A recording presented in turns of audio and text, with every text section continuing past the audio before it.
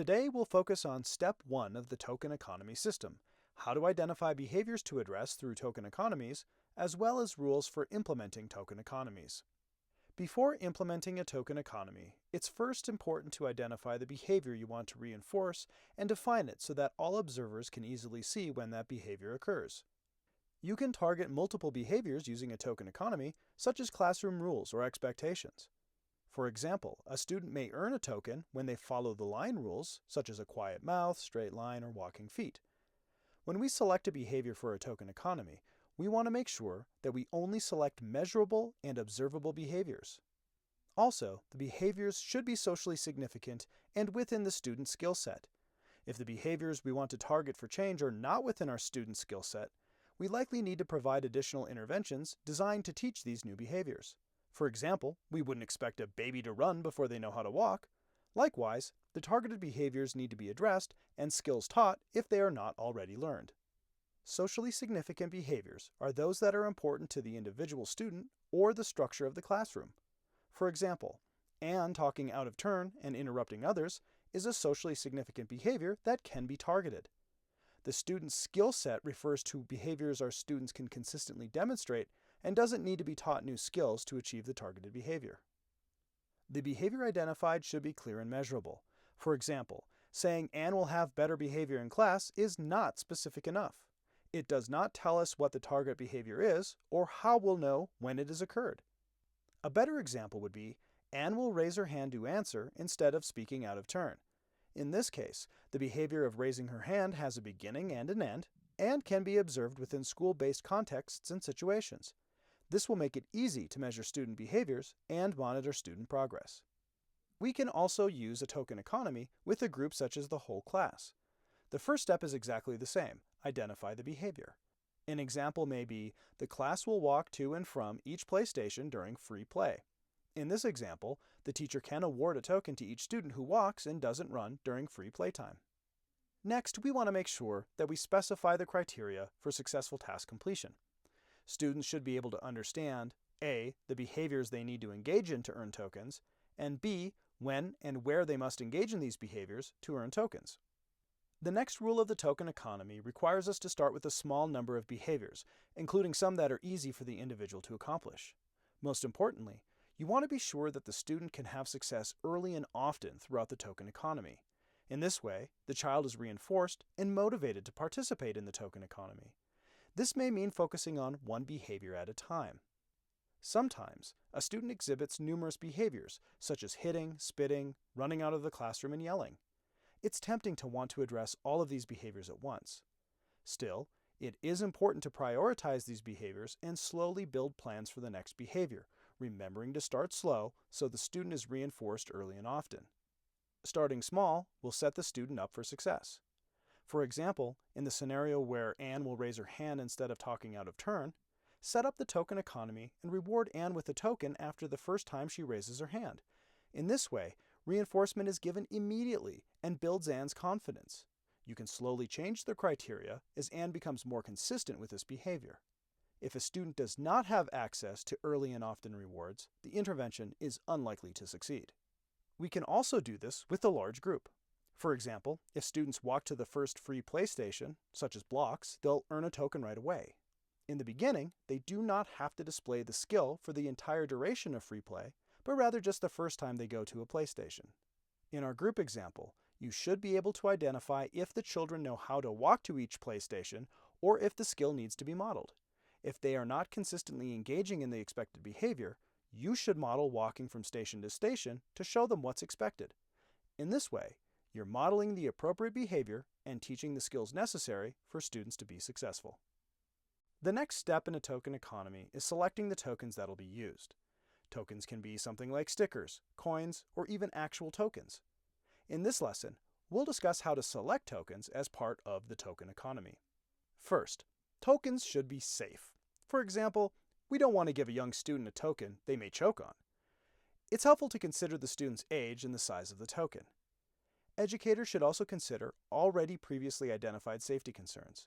For example, if educators know that a student tends to eat items or put things in their mouths, educators should avoid edible tokens. Instead, Educators could potentially choose a sticker placed on a piece of paper, or a check mark in different colors, and avoid smaller items like coins, plastic chips, or paper clips. Tokens should also not be too large, cumbersome, or difficult to manage. For example, educators will likely want to avoid using items like cups or toys or books as tokens, as these items can be both distracting and difficult to organize and manage in a smaller space. Next, it is important to remember teachers should manage the tokens. For example, if a tally card is used, it could be on a special card or filled in with a pen only the teacher has access to. Items that are easily reproduced should also be avoided. If a post-it note is used as a token, a student may be able to gain access to their own supply of post-its. Or let's say we're using Monopoly money as a token. While the money follows the rules of being safe and easy to manage, it's also easily accessed outside of the classroom. A student could potentially have Monopoly money at home and bring it into school. The use of unearned tokens puts the token economy system in jeopardy. Conversely, if the teacher controls the items used, it will be less difficult for the student to obtain fake tokens. Tokens should also be durable and easy to store and accumulate, since they will be used over an extended period. Avoid items that can expire, such as food items. It's important to always have the token on hand and available to give the student when it is earned.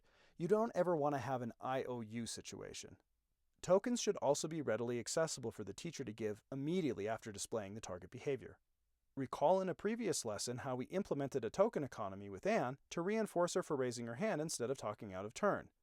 So each time Anne displays this behavior, at least initially, the teacher will likely want to dispense a token to Anne to incentivize engaging in this behavior.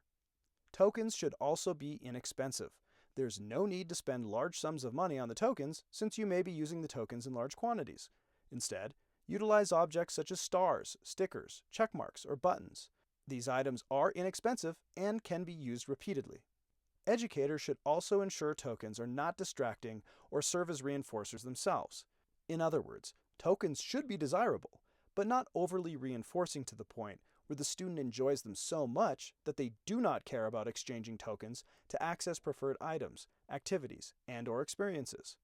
For example, you may have a system set up that awards Anne with Pokemon cards each time Anne raises her hand instead of talking out of turn. Well, Anne highly desires Pokemon cards, and now she spends too much time looking at and playing with the cards instead of listening during class. While the token in this case, the Pokemon cards, is motivating to earn, we've now created a distraction. A better option would be to involve different types of tokens that Anne can later exchange for Pokemon cards outside of instructional time. It's important to note that these tokens are general and only serve as a means to access reinforcement and not serve as reinforcement in and of themselves. The next step in a token economy is developing a menu of backup reinforcers. Backup reinforcers are what students can access in exchange for tokens. Backup reinforcers can often be things that naturally occur in the classroom or other naturally occurring activities. For example, tokens can be exchanged for games, materials, or special classroom jobs such as class messenger or teacher helper in your classroom. You want to find out what motivates your student. However, these backup reinforcers shouldn't be readily available to students unless they exchange tokens to access them. There can be less incentive to earn tokens in this case, as students already have unrestricted access to similar items. For example, if students always have access to stickers in the classroom, using stickers as a backup reinforcer may not be motivating to these students. Other ideas for backup reinforcers are items that can be found naturally in the classroom, so you don't have to buy extra prizes to include as part of a token economy. Additional ideas for which tokens can be exchanged are things that occur at a school-wide level, such as hall passes or school hall monitors.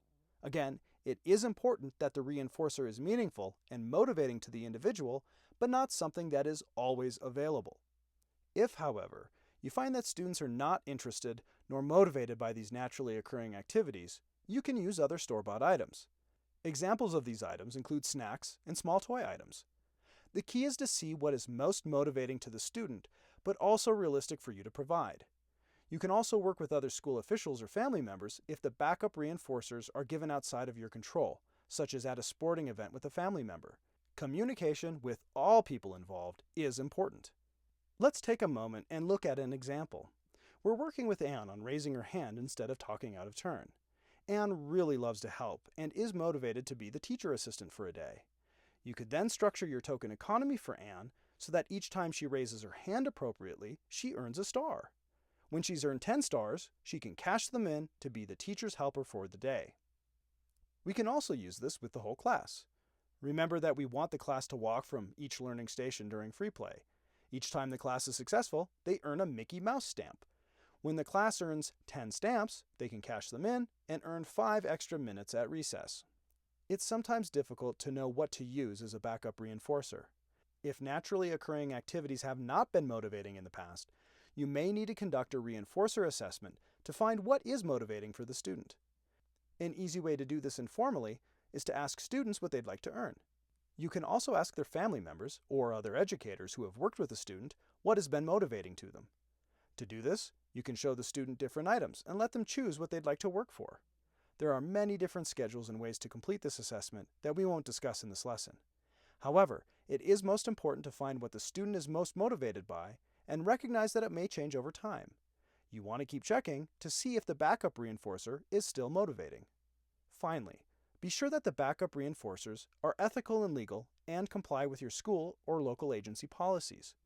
Remember, it's never okay to deny a learner basic needs, such as taking away lunch. Basic needs, such as lunch, should not be used as backup reinforcers. For example, Anne earns a sticker each time she raises her hand, and those stickers are cashed in for her lunch. One day, Anne doesn't earn enough stickers, and so her lunch is withheld from her. This violates her rights and should never be built into the token economy system. Other things to remember when setting up the reinforcers include having a range of reinforcer prices. This way, students can come into frequent contact with reinforcement by accessing relatively inexpensive backup reinforcers, but can also work towards something more valuable and expensive, thereby further incentivizing desired behaviors. Also, you want to be sure to monitor what backup reinforcers are selected by each student. This way, you'll know what items to keep in stock. You can also use this data to identify backup reinforcers to use in the future, as well as determine the appropriate token exchange ratio for future backup reinforcers.